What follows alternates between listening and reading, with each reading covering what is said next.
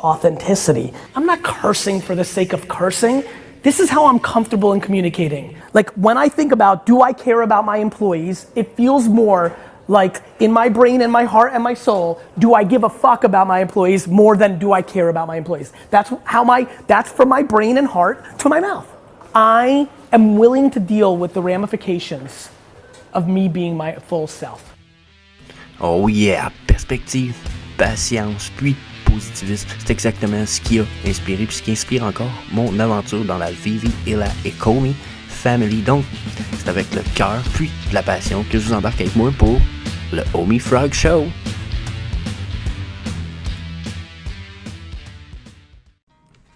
Hey, salut la gang, j'espère que vous allez bien. Donc, c'est Jess the Harvesting Frog pour le Homie Frog Show, épisode 27 la gang. Donc, fuck yeah. Aujourd'hui, je pense qu'on va faire, comme d'habitude, on va aller voir les Homie Burn, la charte du Bitcoin, la charte de Homie.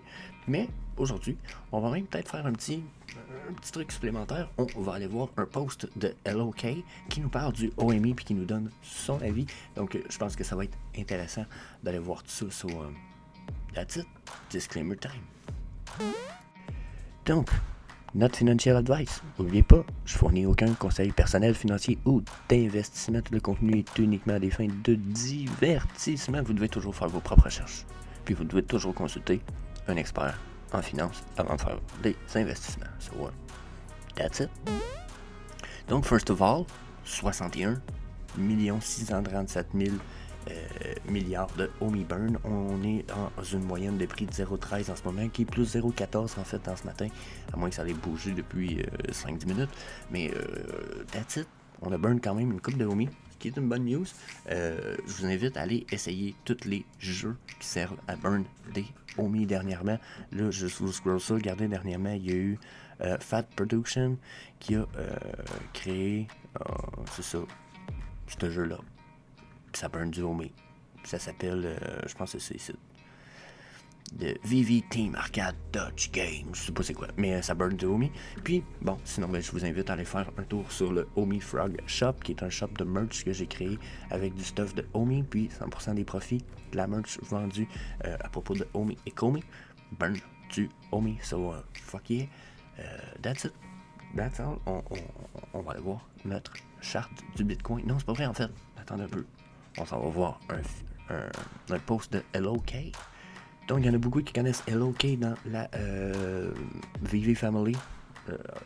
Il écoute pas mes vidéos, puis je pense qu'il parle pas français non plus, mais shout-out à lui. Allez faire un subscribe button si vous connaissez pas, c'est une personne connue. Regardez, 11K. Il est dans d'autres projets aussi, NFT, mais c'est une bonne personne à follow. Il est sympathique, etc. Il a l'air d'un good guy. So, il parle de cash out en BUSD, qui est un stablecoin. Corrigez-moi si c'est pas le cas, mais il me semble que c'est le Binance USD qui est un stablecoin Binance. Mais il parle du Homie ici. Il dit que le Homie n'ira pas dans le triple zéro pour l'instant, ou maintenant du moins. Il dit, je suis désolé de vous désappointer, ceux qui espéraient. Il dit, il y a beaucoup trop de monde qui va acheter le Homie avec des VV Liquidity, ce qui est toutes les deux une bonne nouvelle. Donc lui il dit que les gens vont cash out des collectibles pour acheter du Homie, ce qui est bullish dans les deux cas. Je trouve ça intéressant comme point de vue. Je suis pas sûr que ça va avoir un effet aussi important parce que ça prendrait vraiment des achats exponentiels sur le Homie pour que ça bouge. Surtout comme j'ai écrit ici, si le Bitcoin descend à 14K. C'est pas nécessairement une prédiction, mais il faut garder toutes les possibilités en ligne de mire. Puis je pense justement que c'est le genre de perspective qu'il ne faut pas négliger en ce moment, parce que si vous achetez puis que vous mettez vous vous dites ok, j'ai 5000, je mets 5000 direct là au Homie, c'est une des meilleures opportunités, c'est vrai. Mais si on se rend à 0,09, vous allez brailler de ne pas avoir attendu, parce que l'opportunité va être 2 fois meilleure, même peut-être plus que 2 fois. Donc DCA à fond, gardez tout en perspective, puis évaluer tout ça. Je vais aller voir si on a du Gods Entry Stuff. Si on a du Gods Entry Stuff, une belle charte de quoi, on survole ça, après ça va faire short level. charte du Bitcoin, excusez, je pensais que je venais d'arrêter d'enregistrer. Soit après, on va faire la charte du Bitcoin, puis la charte du OMI, mais c'est ça. On va aller voir God's Entry, Pro Trader, super intéressant quand il nous drop de quoi, d'habitude. Donc, il nous a laissé quand même une charte du Bitcoin il y a 2 jours sur le 1 heure. Donc, bien entendu, on va essayer d'aller voir sur notre charte, faire une corrélation, mais il nous dit possible head and shoulder. Puis, un head and shoulder, ce que ça fait comme réaction, c'est que ça fait aller faire les vagues que vous voyez ici dans les triangles, ou environ ces vagues-là, pour ensuite crash. Un head and shoulder, ça crée une direction contraire au triangle du head and shoulder. Donc, à voir ce qui s'en vient, selon moi, ça peut être très bearish. Ensuite, on a des points de pivot qui sont placés. Vous voyez ici, dans le fond, le P, c'est son point de pivot qui est à 20 000 environ. Ça se trouve être des indicateurs semi-automatiques, généralement, qui indiquent ça, puis qui indiquent des niveaux selon certaines valeurs. Là, je ne sais pas lesquelles ils utilisent, mais on va pouvoir aller en utiliser sur notre charte pour faire une corrélation. Présentement, ce que ça nous démontrerait, c'est que si on a vraiment un head and shoulder qui se dessine sur notre charte, c'est qu'on risque de descendre, puis que ces niveaux-là ici vont devenir des points quand même de pivot importants. Puis regardez ici, on a notre ancien all-time low. Donc, lui, selon lui, c'est possible qu'on se rende ici. OK? Donc, possible aussi qu'on monte dans le haut, garder tout ça en perspective, mais il faudrait vraiment qu'on n'ait pas un head and shoulder ici, puis qu'on ait quelque chose du style d'une remontée dans le coin ici. Donc là, on va aller voir ça ensemble. Donc, je vais enlever mon truc de pivot, parce que, comme je disais, je ne réussirai pas à avoir le même que lui, mais, regardez, si j'applique un head and shoulders, là, je vais essayer de le mettre un peu plus à son affaire. C'est bon. Donc, on aurait un head and shoulders ici. Là, comme vous pouvez voir, si on regardait sa charte à lui, on était à peu près ici. Donc là, on s'en irait en descendant, oui, mais on serait peut-être déjà reparti pour une remontée. Donc là, si on n'a pas peut-être une descente ici pour venir closer notre head and shoulder de style-là, hein, comme ça peut-être. Je sais pas si on va, je sais pas si vous allez me comprendre. Mais si on finit pas notre head and shoulders, je vais closer ici. Si j'ai pas mon head and shoulders qui s'en va comme ça veut dire que probablement que j'ai atteint un low ici. Donc là, ça va être à voir de ce qui se passe. Là, un head and shoulders, dans ce cas-là, ça serait difficile à dessiner, mais on pourrait ne pas l'avoir et partir uptrend. Pour revenir à sa charte à lui, regardez ici. Là, lui, il est probablement pas en Heikin Ashi, par exemple, là, juste pour pas, hein. Donc lui, il était ici, ok. Donc sur sa charte, toink, vous voyez, toink. Donc juste en plein milieu du 27. Et voilà, ça je disais en plein milieu du 27, vers 6 heures. Donc, je disais ça ici. Hein. Bon, c'est celle-là, finalement. Donc, possible qu'on aille une redescente. Personnellement, je le créerais. Ça ferait du sens qu'on aille un head and shoulder de ce sens-là, parce que regardez comment on toucherait 2 lignes, 3 lignes de support sur notre head and shoulder. Donc, souvent, les head and shoulders ont de très bonnes lignes de support ou de résistance selon le sens du head and shoulder. So, first of all, je suis quand même, je pense que je vais dire, je suis pas dubitatif sur le fait que c'est possible, mais c'est encore possible, surtout que si en ce moment, exemple, on aurait le droit à un crash, qui nous ferait des belles vagues comme ça, on retournerait vraiment dans la région du head and shoulders, so, yeah, fucking possible, genre, more than, c'est plus que possible. Donc, intéressant. Ensuite, il nous met, personnellement, il nous a mis des zones de pivot. Donc là, je vais retourner sur le 4 heures, la gang. Je vais retourner sur le Heikin Ashi, puisque c'est plus facile de voir le bruit. Je sais qu'il y en a beaucoup qui voient beaucoup moins, et qui connaissent moins les chartes ici. Donc, on verrait quand même notre head and shoulders. Là, hein? Regardez, je change rien. OK. Donc, si vous voulez mon avis, c'est possible, mais c'est pas là-dessus que je m'en allais, c'est vrai, c'est sur les points de pivot. Donc, regardez si, personnellement, je me mets un indicateur semi-automatique de pivot. Celui-là, il fonctionne avec des niveaux de Fibonacci. Regardez si on crash en ce moment, à quel point les zones de crash dans mon point de pivot de Fibonacci sont 20 000, 20 400, 20 000. Puis, notre Golden Pocket Zone, elle commence ici, là, à 0,5, 0,618, on est dans les 19 000. Donc, personnellement, ce serait pas impossible qu'on drop jusque-là, parce que d'ici à ici, mon point pivot est là, donc mes zones de fibre sont là et sont là. Donc gardez aussi la perspective que c'est très possible qu'on monte dans les 22 300. Si je me prendrais la peine de dessiner une trendline. Oups, je suis allé vite encore sur ma trendline, là, mais... regardez. Je peux me rendre très bien dans les 22-23 000 selon ce qui va se passer ici. Puis, bien entendu, justement, on va l'enlever juste pour réduire le bruit. Et regardez ici ce que j'ai sur mon MACD. J'ai une perte de la puissance de ma downtrend sur le 4 heures sur le MACD. Puis, sur mon stochastique RSI, bien entendu, j'ai une downtrend mais, de mon long time frame. Mais mes courts time frames viennent de me faire 2 petites vagues. Puis là, on remonte uptrend probablement avant de redescendre. Donc, ce qu'on voyait avec le fibre ici, avec nos zones, un peu plus. Vous voyez ici 0,5 et 0,618. Ça serait pas impossible qu'on se rende là-dedans. Pour l'instant, on va avoir des résistances. Comme là, la zone de 0,236 risque d'être vraiment une zone dure à traverser si on est reparti uptrend. Donc, possible que la uptrend, justement, sur le 4 heures, elle s'en aille jusqu'en haut, qu'on plafonne ici ou ici, à la zone 3,82, 3,36 ou peut-être même 0,5. Si on se rend à 0,5, 0,618, ça va peut-être être un peu plus bullish temporairement. Mais pour l'instant, j'ai l'impression qu'on va tomber sur ces résistances-là et qu'on va retomber dans le bas. Donc, je ne mettrai pas les EMA aujourd'hui. Je pense que c'est pas nécessaire. Donc, sur le 4 heures, ben, comme je disais, regardez, je suis bullish temporairement, puis bearish un peu plus long terme. Ici, je suis bullish temporairement et peut-être même plus long terme aussi. Donc ici, j'ai une indication bearish. Peut-être si je vais enlever le pivot, je vais aller remettre nos 6 EMA, on va aller voir qu'est-ce qu'ils nous disent ceux-là sur le 4 heures avant de jumper sur le daily de notre Bitcoin.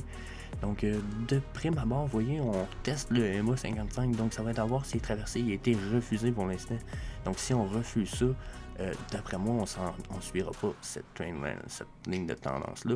Au contraire, on risque de s'en aller probablement plus sur une descente qu'une remontée. Donc, c'est une zone qui est dure à traverser, ça, EMA 55. Donc, à voir.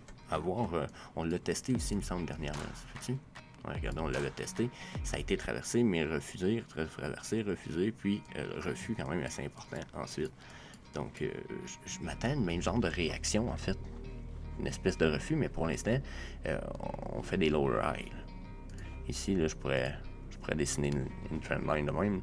Je me souhaite de ne pas continuer parce que pour l'instant, on s'en irait pas mal plus downtrend que prévu. Donc, on va voir ça sur le daily. Sur le daily, on est un peu dans le même genre de situation, si vous voulez mon avis. C'est peut-être pas la meilleure des nouvelles. On n'a même pas été capable de traverser notre EMA 21. 13, en fait. Le bleu, c'est le 13. Donc, pour moi, le daily est bearish à cause de mes EMA, first of all. Ensuite, si je regarde le MACD, je suis encore sous mon 0. Puis, je vous avoue que j'ai pas des espèces de vagues de fou ici pour ma remontée. Puis, ma ligne de MACD ici me semble pas très uptrend. J'ai déjà vu des plus belles uptrends que ça sur le MACD. Donc,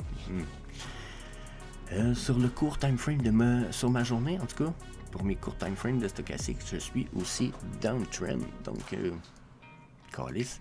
Hier, je savais vraiment pas pour le OMI.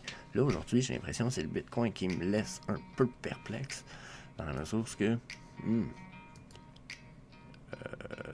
je vais en appliquer un à main levée.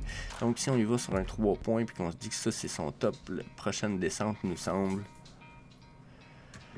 qui nous semblerait possible pour le daily. C'est sûr que, bon, vous voyez, c'est ça. Mais si je veux y aller plus uptrend, peut-être... On va essayer de faire ça dans le uptrend. On va aller sur le 4 heures, voir. Je veux voir la possibilité uptrend, puis j'en parle pas beaucoup dernièrement. Donc ça serait le bottom. Notre top, il serait là. Puis là, on aurait touché un autre bottom. On en serait-tu là? Je pense que oui. Ouais, on va regarder. Donc, oh Chris, faut que je replace ça parce que c'est pas si great. Donc, la Golden Pocket, on va se mettre un rectangle, on va aller voir ça sur le daily, voir si ça fait du sens sur le daily, tout ça. Donc, Golden Pocket à ce niveau-là. Si on duplicate, on dit la zone juste en dessous qui est pas une zone très importante, mais qu'on va se garder en perspective juste au cas. Donc ça c'est notre fib. On le cache. On retourne sur le daily. Donc si je regarde tout ça sur le daily, d'après moi ça va être dur de se rendre là. On n'a pas réussi à traverser encore le top à 23 000, à 21 900. D'après moi on va être beaucoup plus bearish la gang qu'on est bullish. Je suis profondément désolé, mais je ne vois vraiment pas en quoi on pourrait être bullish sur ce qui s'en vient. Au contraire, je nous vois à fond de caisson bearish. C'est dommage, hein?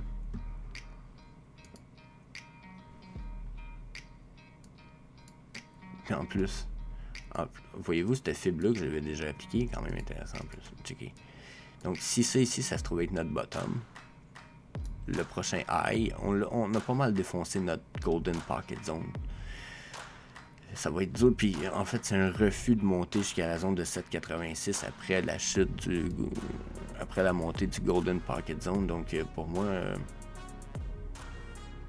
c'est une fucking mauvaise nouvelle. On s'en va downtrend pour le Bitcoin, la gang. So, that's it. Préparez-vous. D'après moi, on a déjà atteint notre all-time high. On a touché notre plafond temporairement. Là. On n'a pas retouché le 64 000, mais je veux dire 64, 69. Mais je veux dire, on a quand même... On a touché notre high de la semaine, je vous dirais. So, get prepared. It's gonna drop down. So, on va aller voir le OMI. Hier, le OMI m'a laissé vraiment perplexe. On va aller voir si... ça a changé. Donc, le OMI sur le daily, on va aller voir ça quand même rapidement, je pense. Bon, on suit notre trendline quand même bien. Là, c'est à savoir si on va y retourner ou pas. J'ai pas... ça ici, ça avait été défoncé. Ça aussi. Donc, je suis un peu...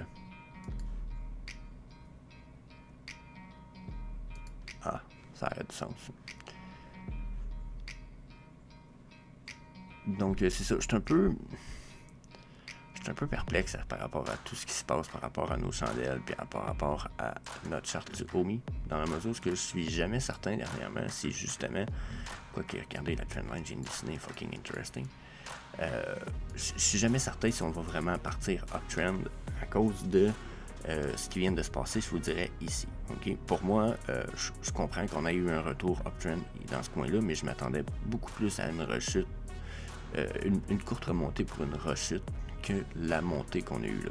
Donc, si j'applique peut-être un fib pour voir où est-ce qu'on en est rendu sur tout ça, à savoir qu'on a touché peut-être un niveau de Fibonacci qui a été refusé, et bien évidemment, on a chuté. Après notre rechute, on remonte. Là, attends un peu.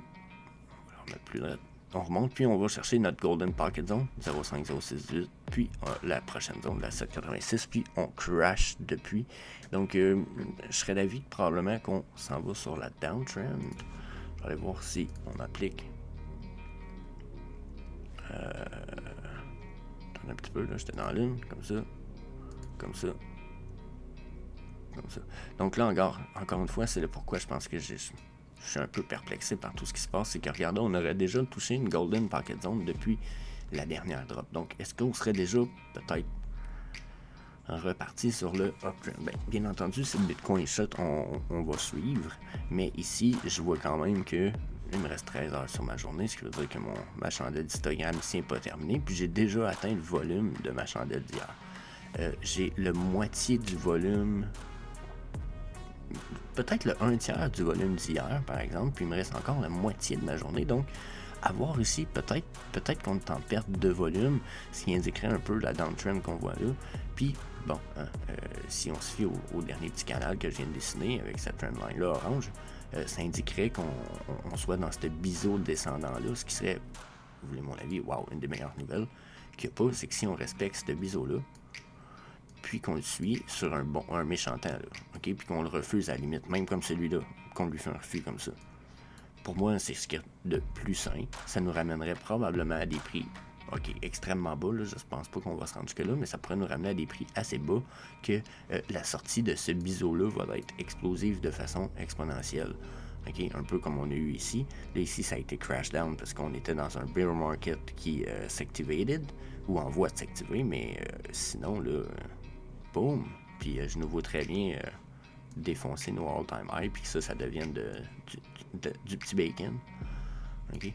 Donc, ça pourrait être vraiment intéressant pour l'instant. À voir, je pense pas qu'on est sur le bullish assez. J'ai l'impression qu'on veut chuter ici. On manque de force sur mon daily. Sur le weekly, regardez, ma uptrend a déjà monté quasiment dans son top ici. Ce qui est intéressant, je m'attendais pas à ça. Puis ici, le MACD, lui, aurait peut-être terminé sa downtrend. Donc j'avoue que le MACD, lui, est très bullish. Ici, j'aurais pas fini ma bullish uptrend. Sauf que, probablement à venir, là, il reste 5 jours sur cette semaine-là. C'est pas impossible qu'on ait une barre droite ici, une petite consolidation, puis une rechute ensuite, là. Le MACD, surtout la ligne, pas le MACD, mais le multi-time frame de stochastique, surtout ma ligne blanche ici, est réactive, puis quand elle chute, d'habitude, elle nous crée une belle chute dans nos chandelles. Regardez la dernière fois qu'elle a chuté de là à là. Là, je vais le mettre sur 4 heures. Sur le daily, ça va être beaucoup plus évident, là, mais... je peux pas, en fait, mais... Je remarquerai pas c'est laquelle des semaines, mais je vais vous le montrer pareil. Regardez ici, là, si on se met là. Regardez les deux chandelles qui suivent. Boum. Boum. C'est des belles chandelles de chute quand même. On peut pas se cacher que... Hein, regardez. Ça, c'est jusqu'à temps qu'elle part de là, jusqu'à retourner à son bottom. La bleue l'a même pas suivi. Donc, imaginez qu'on est en haut, on crash, elle va venir faire suivre la bleue probablement, puis ils vont aller crasher ensemble jusqu'en bas. Donc, s'ils crashent jusqu'en bas, attendez-vous à ce qu'on retourne probablement dans des prix un peu plus genre 0,09. Donc, moi, je nous vois perdre un 0 sur le OMI, mais solide, là. Solide, puis si le Bitcoin embarque, c'est encore pire, là. Donc là, sur le weekly, en plus, j'ai même pas été touché le EMA8, la gang. C'est ma ligne orange ici qui est curvée. Là. On n'a même pas été le toucher. Donc tant qu'on va pas toucher ce EMA-là, bonne chance. Bonne chance, retour uptrend. Là, en ce moment, je pense qu'on va juste flasher la ligne de support que je nous ai dessinée en orange, puis on va la flash down par en bas. On va retourner dans cette espèce de biseau descendant-là. Je vais aller mettre des points de pivot. On a utilisé ça tantôt, ça faisait longtemps que je n'avais pas utilisé ça. On va les réutiliser. Donc, bien entendu, il va falloir que j'aille enlever certains petits trucs. On va enlever les fibs time zone. Boom. Donc, on va effacer les trendlines juste temporairement. Donc, cet indicateur-là est quand même intéressant pour une certaine chose, c'est qu'il va nous donner une charte de temps qui est égale à la longueur qu'ici, ce qui veut dire pour l'instant du 1er mai 2022 à aujourd'hui. Puis, il nous donne le point de pivot principal. Le point de pivot principal est à 0,17 pour notre OMI. Et pour l'instant, on s'est rendu de 0 jusqu'à notre Golden Pocket Zone de 0,5 du Fibonacci. Parce que c'est un Fibonacci, un pivot avec des zones de Fibonacci. Puis, comme vous pouvez voir, ici, regardez, on a rebondi direct sur la zone de 0.5. Personnellement, je m'attends à ce que probablement on aille dans la zone de 0.618. Le mouvement logique pour moi, quand que je vois du Fib, généralement, c'est un peu ce qu'on vient de voir. C'est qu'on, du 0, on va toucher une zone style importante comme celle-là. On va avoir une zone de rebond. Et donc, on tombe même sur une zone de refus. Puis, généralement, on va tomber dans la Golden Pocket Zone. Regardez si on retourne dans la Golden Pocket Zone, qui est entre le 0,618 et le 0,5. On retourne à 0,009. Puis, si on retourne, on s'en va à 0,09. Donc, si on s'en retourne dans cette zone-là ici, sur la downtrend, pour moi, on perd le 0. Puis, le pivot semble me le confirmer. Surtout que, regardez ici, là, ça, on dirait clairement... Puis regardez comment il vient quasiment chercher le top qu'on a ici sur ma mèche. Donc, pour moi, on fait des lower high. Ça nous annonce probablement d'autres lower high. Et ça, c'est pour le daily. Donc, on va aller voir ça sur 4 heures rapidement, voir ce que ça nous donne. Donc, vous voyez, sur 4 heures, nos points de pivot sont beaucoup moins... on n'a pas la même distance. Je vais même peut-être... On a caché ça ici. Donc, vous voyez le point de pivot ici, lui, il se retrouve cette fois à être à 13 et 17 et on est en train de passer par-dessus le point de pivot central. Donc, ce point de pivot central-là a été refusé ici. C'est un refus de la traversée, mais là, on est en train de retester, de retraverser. Si on réussit vraiment à voir sur les 4 heures cette percée-là et qu'on consolide sur le prochain 4 heures qui débute dans 1 heure, si on réussit vraiment à voir ça, ça pourrait être intéressant. Parce que là, ça nous amène à retourner dans les zones de 0,16-0,17. Si on fait ça, on continue uptrend. Oui, la chute va être brutale après, parce que si on monte là... Oh, attendez un peu. Si on monte là, ça pourrait faire mal. On va faire un petit test ensemble rapidement pour le homie. Donc, admettons qu'on part du all-time high, puis qu'on se rend à 0,618. Donc, la prochaine chute, je dis qu'elle va faire mal, mais c'est pas si pire. Elle nous ramènerait à 0,12. Donc, je pense que pour le homie, on pourrait être uptrend. Si le Bitcoin ne nous fait pas crash, on est quand même bullish pour le homie. C'est fucking interesting parce que je le suis pas de prime abord. Donc, mais on n'a pas traversé les fucking EMA, mais pas en tout encore. Donc, bullish, mais va falloir des confirmations. Va falloir des confirmations. Là, en ce moment, on a des bonnes news. Je comprends, c'est cool, mais non. Puis j'ai envie de dire, tu sais, Hello Cage, je lance tout mon love, tout mon amour, man. J'aime beaucoup le gars, mais j'ai envie de dire, faites attention. Tu sais, le genre de commentaires comme ça, ça peut créer un peu, genre, du FOMO. Puis ça peut vous faire que vous n'avez pas la bonne perspective. Puis vous en perdez un petit peu. Puis là, vous allez acheter, justement, au prix actuel. Puis on pourrait avoir un gros crash qui fait que finalement, vous allez avoir acheté, genre, un peu comme pour rien. Puis ça va avoir descendu tellement bas que vous allez avoir regretté d'avoir acheté. Donc, je veux pas chialer contre Hello K, mais il y en a beaucoup qui vont faire ça, puis je sais pas s'il fait ça ou pas pour ça, mais il y en a beaucoup qui vont faire ça pour que justement le monde parte en FOMO, puis que lui puisse arriver puis faire un sell-out order, puis racheter beaucoup plus bas, puis faire une espèce de mini bull trap. Notre communauté est devenue de plus en plus petite. Bear Market a fait que notre communauté a réduit d'environ du 2/3. Donc, je vous jure, là, la communauté a réduit en sacrament. J'avais des vidéos, j'avais par jour 300 à 400 vues. Par jour des fois, puis j'étais à 100, 200 parfois. Donc, vous voyez, on a changé de potentiel, puis pourtant j'ai juste amélioré mes vidéos, puis j'ai des likes, genre à coup de 10 par vidéo par jour. Mes vidéos sont love, appreciated, j'ai aucun doute là-dessus. Pour l'instant, j'ai juste des bons commentaires, puis les mauvais sont constructifs. Fuck yeah! So, je vous dis quand même, on a perdu beaucoup de communauté, ce qui fait que juste des posts comme ça peuvent créer beaucoup de FOMO, puis peut créer ce qu'on appelle des bull traps. Puis une bull trap, c'est exactement ça, c'est du monde qui achète en se disant « Oh my god, LOK a dit que ça allait monter, je pense qu'il a raison. » Puis là, ben, vous oubliez d'aller voir les essentiels en arrière, puis des faux bases, puis vous vous faites planter.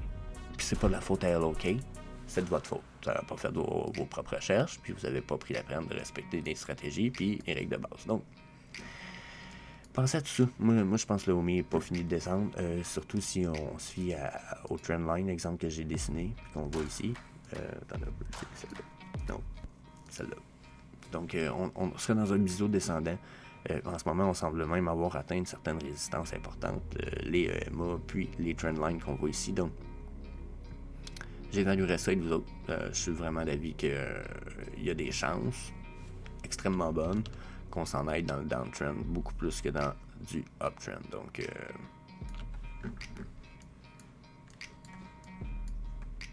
yeah, j'évalue tout ça. So, that's it. Ça fait le tour du homie, la gang. Je vous laisse là-dessus. Je vous dis peace. On se revoit demain pour l'épisode 27. So, yeah, that's it.